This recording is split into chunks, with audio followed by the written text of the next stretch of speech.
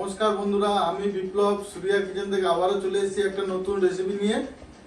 রাজবাড়ির কাঁকড়া রেসিপি। তো চলো কীভাবে বানাই শুরু করি। দেখুন বন্ধুরা, তো এখানে রাজবাড়ির কাঁকড়া রেসিপি বানানোর জন্য এখানে আমি সুন্দর কাঁকড়া নিয়ে নিয়েছি, মতলব সমুদ্র কাঁকড়া। তো এখানে পুরো সব জ্যান্ত, দেখতে পাচ্ছেন পুরো জ্যান্ত কাঁকড়া সব। তো এটাকে আমি কেটে নেব। দেখুন বন্ধুরা, তো এখানে কাঁকড়াটাকে আমি কীভাবে ওয়াশ করে নিচ্ছি। তো এইভাবে ব্রাশ নেবে একটা, তো এইভাবে পুরোটা ঘষে ঘষে একদম ভালো মতো ক্লিন হয়ে যাবে। এরকম একটা ব্রাশ নিয়ে নেবে, ঠিক আছে? এবং সুন্দর করে একদম ক্লিন করে নেবেন কাঁকড়াটা। দেখুন তো, দেখুন বন্ধুরা, তো আমি কাঁকড়াটাকে কীভাবে কাটছি।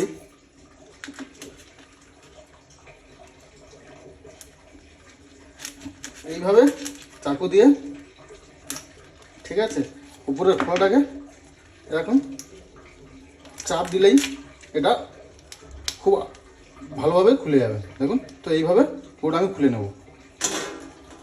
দেখতে পাচ্ছেন, এই যে এইগুলো আছে না, এইগুলো বাদ দিতে হবে। একটা কাঁচি নেবে, কাঁচি নিলে কী হয়, এইগুলো কাটতে সুবিধা হবে।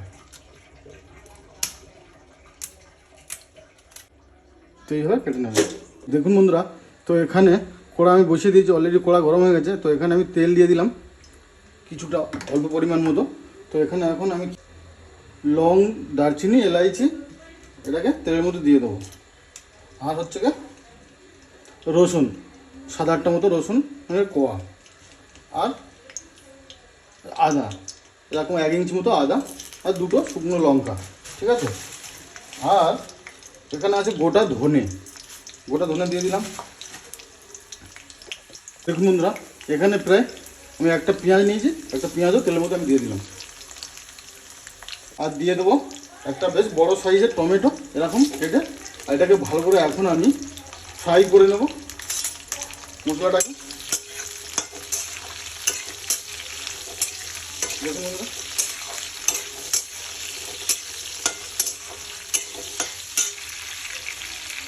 আর এখানে প্রায় 1/2 চা চামচ মতো নুন দিয়ে দেবো।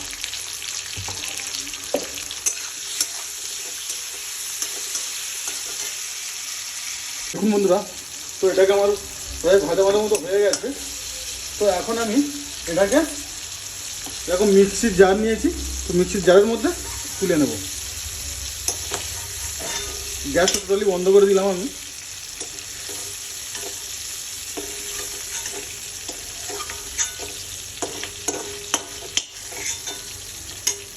এরকমভাবে পুরোটা আমি তুলে নেব। দেখুন বন্ধুরা, আমি তুলে নিয়েছি। তো এখন এখানে আমি হচ্ছে কি কাঁকড়াগুলো ভেজে নেব।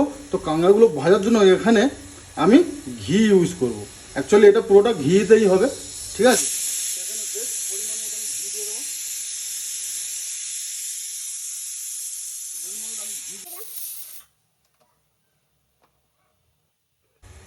এখানে কাঁকড়াগুলো দিয়ে দেবো।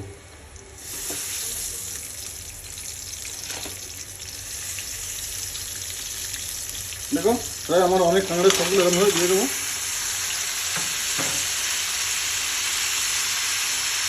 এটাকে বেশ ভালো মতো লাল করে ভেজে নেব।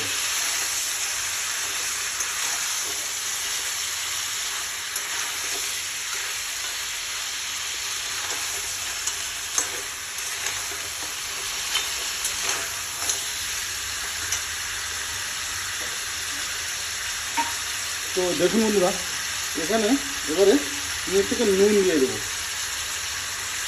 প্রায় 1/2 চা চামচ মতো নুন দিয়ে দিলাম। আমার স্বাদ মতো আমি নুন দিয়ে দিলাম, ঠিক আছে? আপনাদের স্বাদ মতো আপনারা নুন দেবেন বানালে। তো এবারে এখানে হলুদ দিয়ে দেবো, বেশ পরিমাণ মতো মোটামুটি হলুদটা দিয়েছি, কারণ যদি কাঁকড়া একটু দেখতে লাগে।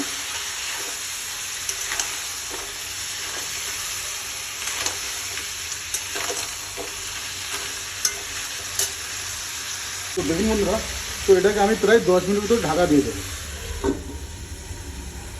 দেখুন বন্ধুরা, এখানে আমার 10 মিনিট হয়ে গেছে। এটাকে আমি খুলে দিলাম।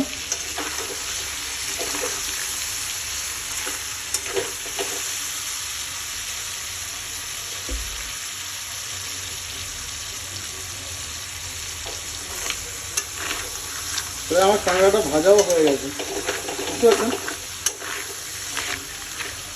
তো এখন আমি এখানে হচ্ছে কি মির্চি পাউডার দিয়ে দেবো।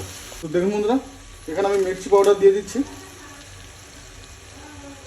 প্রায় 2 টেবিল স্পুনের মতো। ঠিক আছে, এটাকে আমি এখন ফের নাড়িয়ে নেবো ভালো করে। স্লো গ্যাস করে দেবেন, নাহলে কী হয় যে মশলাটা আমি দিয়েছি ওটা পুরো পুড়ে যাবে।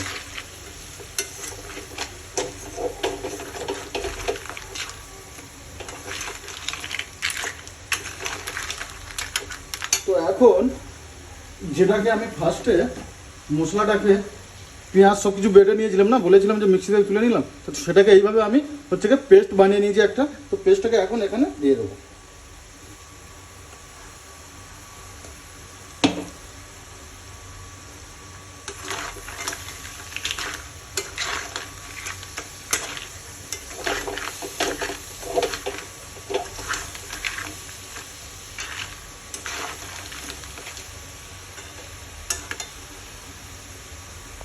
তো দেখুন বন্ধুরা, এখানে প্রায় আমার মশলাটা কষানো হয়ে গেছে। তো এখন আমি এখানে জল দিয়ে দেবো পরিমাণ মতো।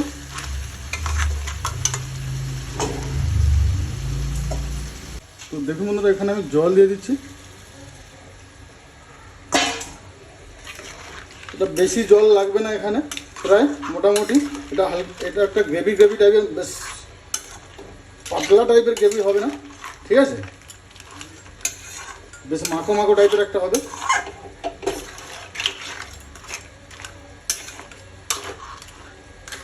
তো এটাকে আমি ফের প্রায় 5 থেকে 10 মিনিটের মতো ঢেকে দেবো।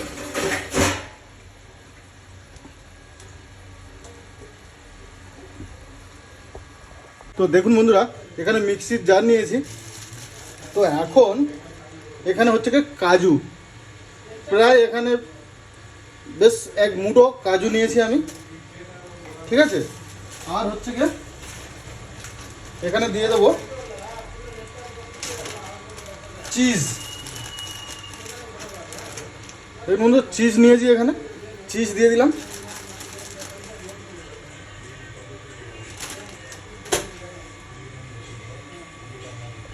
আর বেশ পরিমাণ মতো প্রায় এখানে 50 গ্রামের মতো দই দিয়ে দেবো। দেখুন বন্ধুরা, দই দিয়ে দিলাম। তো এটাকে আমি একটা ফাইন পেস্ট বানিয়ে নেব। দেখুন বন্ধুরা, এখানে পুরো আমি একটা পেস্ট বানিয়ে নিয়েছি ফাইন। বন্ধুরা, তো এখানে প্রায় আমার 10 মিনিট মতো ফের হয়ে গেছে। তো আমি এখন খুলে দিচ্ছি। তো এখানে প্রায় গ্রেভিটা অনেকটাই বেশি। তো এটাকে আমি আরও প্রায় 5-6 মিনিটের মতো ফুটিয়ে নেব। তো এখন এই মুহূর্তে এখানে দিয়ে দেবো হচ্ছে গিয়ে চিনি, প্রায় 1 চা চামচের মতো চিনি দিয়ে দিলাম।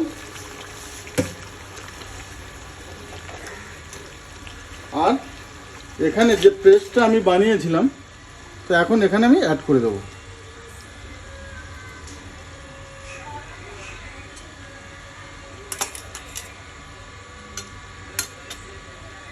বন্ধুরা, তো এখানে এবারে যেটা দিয়েছি, পেস্টটা দিয়েছি, এটাকে ভালো করে পুরো তরকারিটাকে বেশ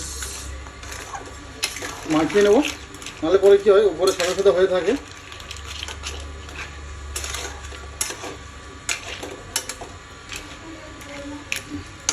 তো দেখুন বন্ধুরা, তো আমার এখন তরকারিটা কত সুন্দর একটা টেক্সচার চলে এসছে।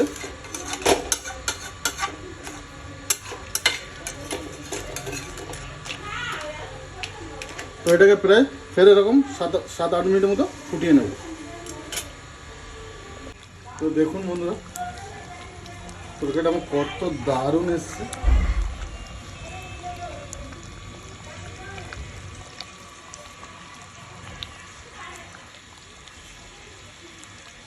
দেখুন বন্ধুরা, এখানে আমার তরকারিটা প্রায় হয়ে গেছে।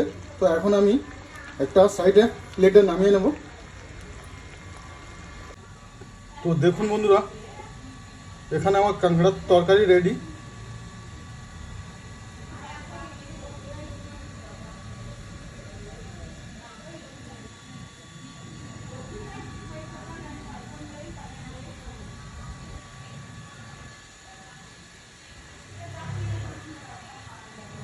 তো দেখুন বন্ধুরা, আমার রেসিপি যদি আপনাদের ভালো লাগে প্লিজ লাইক করো, কমেন্ট করো, শেয়ার করো, আর পাশে থাকা বেল আইকনটা দাবিয়ে দিও, তাতে করে কি আমার রেসিপিটা আপনাদের কাছে পুরোপুরি পৌঁছে যাবে। আর আমার ভিডিওটা সম্পূর্ণ দেখার জন্য ধন্যবাদ।